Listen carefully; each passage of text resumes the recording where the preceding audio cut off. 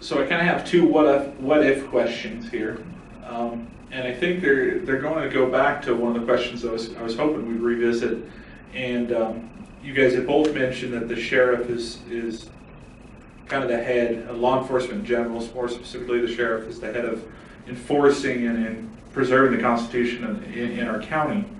So with these somewhat hypothetical and possible situations, if a candidate comes in and a presidential candidate comes in and starts infringing on, let's say, the Second Amendment in regards to firearms, or we started accepting refugees to be relocated in the Casper and Natrona County area, what could we do? What available resources, what things can we do on the city level to, if you do support or if you don't, rebuke these larger federal actions? What we would do with that, sure. What could we do to see? What could the sheriff do? Okay.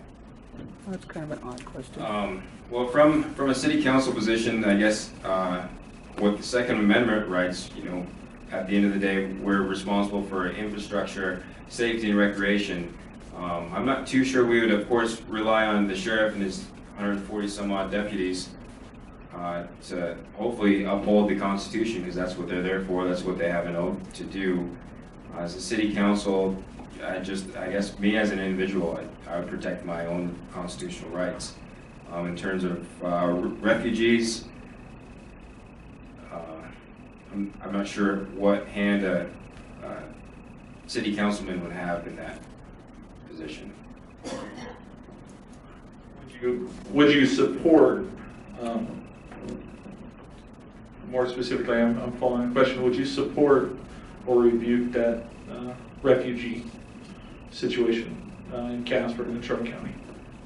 It would depend on who the refugees are. Unfortunately, we don't know who the refugees are. We start to see a lot of events in California or Florida in particular where people are either immigrants or they came over and then they became citizens and then they were hostile. It's not Americans doing this. It's unfortunately terrorists that have been planning on it for a number of years. So, you know, vetted individuals that are seeking refuge, but at the end of the day, you know, federal government is already watching them and they're not doing anything about it. So I would be hesitant on accepting refugees coming into Natrona County. If they're already here, then there's nothing that we can do about it, as opposed to hopefully keep an eye on them, make sure they're not a terrorist or a threat to us or the city of Casper. So I guess one way or the other, I'm not sure I would be opposed to just taking people right now that haven't been properly vetted.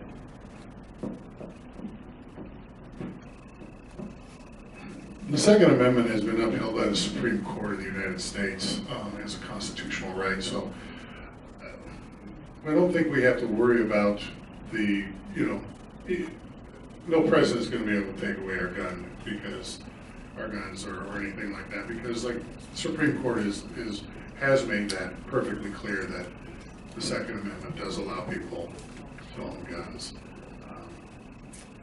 The refugee question,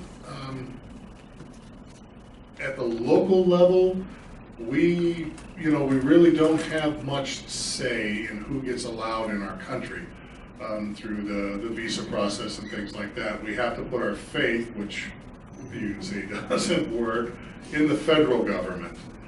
Of course, with being formal law enforcement, if we were to get an influx of, say, immigrants and things like that, law enforcement would be watching and looking at these people. And I don't say that to infringe on any type of rights or anything like that, but we're aware. It was like when we had, when the patch was going hot and heavy, we had a large influx of people from different states coming to Casper for the drug trade. We knew who they were very, very quickly. And we watched them, you know, to make sure that they weren't violating the law. And so I don't say that you know, the police are watching them like survey, you know, all that, but our town is small enough where we know when we have new people in town.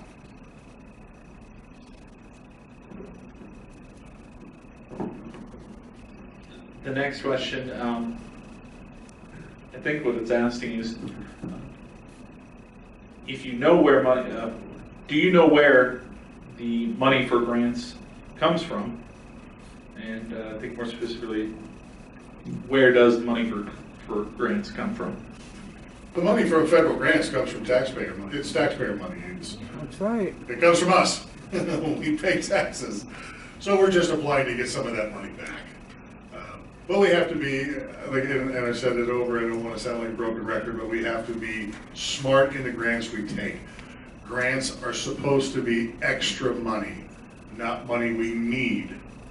And that's the difference, and that's why we can say no to grants we don't want. We can say no to the grants that put parameters on us that we don't want. Just like he said, you know, grants at the end of the day are our money, but sometimes it's held hostage by the way it's spun by media, for example, that they say, oh, you know, the local government or the state government's turning down a grant, and then, you know, it's not going to our children in our schools or our law enforcement, for example. So then you have all of these people that are saying, oh, you know, you're not accepting this money, you're not, you know, helping out our community or our teachers or anything like that. So it comes down to education, letting people know we have the money. If you need something in particular for your school, for law enforcement, or our infrastructure, here's what we could do or allocate to help that out. So it comes down to just hopefully educating people and letting them know that's our money. So just we don't need to spend it. We've already spent it. Okay. Did